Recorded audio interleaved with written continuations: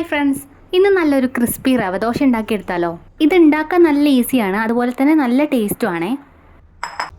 ഇത് ഉണ്ടാക്കാനായിട്ട് ഞാനൊരു പാത്രത്തിലേക്ക് 1/2 ഗ്ലാസ് റോസ്റ്റഡ് റവയും അതേ ഗ്ലാസ് തന്നെ സെയിം എമൗണ്ടിൽ റോസ്റ്റഡ് അരിപ്പൊടി എടുത്തിട്ടുണ്ട്. റോസ്റ്റഡ് ആവണം നിർബന്ധമില്ല കേട്ടോ, ഞാൻ മുന്നേ റോസ്റ്റ് ചെയ്ത് വെച്ചതുകൊണ്ടാണ് അതെടുത്തത്.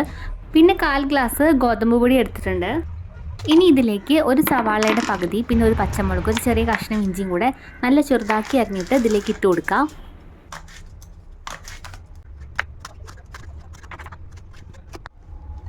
ഇനി ആവശ്യത്തിനുള്ള ഉപ്പ് ചേർത്തിട്ട് കുറച്ച് വെള്ളം ഒഴിച്ച് കൊടുക്കുക. എന്നിട്ട് നന്നായിട്ട് ഇളക്കി കൊടുക്കുക. എന്നിട്ട് പിന്നെയും വെള്ളം ഒഴിച്ച് കൊടുക്കട്ടെ. അതിൽ നന്നായിട്ട് വെള്ളം വേണം.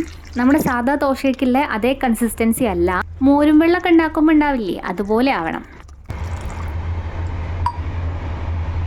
ഒരു 1/4 സ്പൂൺ ചെറിയ ജീരകം കൂടെ ഇട്ടിട്ട് ഇളക്കിയിട്ട് ഒന്ന് മൂടി വെക്കുക കേട്ടോ. ഒരു 15 മിനിറ്റെങ്കിലും മൂടി വെക്കുക. ഇതൊന്ന് സോക്കാവും.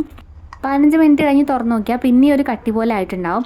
അപ്പോൾ പിന്നെയും വെള്ളം ചേർത്ത് കൊടുക്കുക. എന്നിട്ട് പിന്നെ മോരും വെള്ളം പോലുള്ള കൺസിസ്റ്റൻസി ആക്കിയെടുക്കുക. ഇനി ഗ്യാസ് ഓൺ ചെയ്ത് ദോശപ്പാൻ വെക്കുക. ഇത് ഹൈ ഫ്ലെയിമിൽ മെയിൻറ്റെയിൻ ചെയ്താൽ മതി. നല്ല ചൂടായിട്ട് തന്നെ ഒഴിച്ചു കൊടുക്കണം. ആദ്യം സൈഡിൽ ഇങ്ങനെ ഒഴിച്ചിട്ട് പിന്നെ അങ്ങനെ ഫില്ല് ചെയ്ത് കൊടുത്താൽ മതി. ഇത് മറിച്ചിടേണ്ട ഒരു ആവശ്യമില്ല. ഒരു 5-6 മിനിറ്റ് കഴിഞ്ഞാൽ തന്നെ ഇത് നല്ല ക്രിസ്പി ആയിട്ട് നല്ല ക്രിസ്പി ദോശ കിട്ടുമേ. ഇനി ഇതൊരു ചട്നി ഉണ്ടാക്കിയിട്ട് അല്ലെങ്കിൽ നല്ലൊരു വേറൊരു കറി ഉണ്ടാക്കിയിട്ട് അതിൻ്റെ കൂടെ കഴിക്കാം. ചൂടോടെ വെറുതെ കഴിക്കാനും നല്ലതാണ് കേട്ടോ. അപ്പോൾ ഈ വീഡിയോ ഇഷ്ടപ്പെട്ടിട്ടുണ്ടെങ്കിൽ വീഡിയോ ലൈക്ക് ചെയ്യാനും ഷെയർ ചെയ്യാനും കമൻറ്റ് ചെയ്യാനും ചാനൽ സബ്സ്ക്രൈബ് ചെയ്തിട്ട് സപ്പോർട്ട് ചെയ്യാനും കൂടെ മറക്കല്ലേ കേട്ടോ.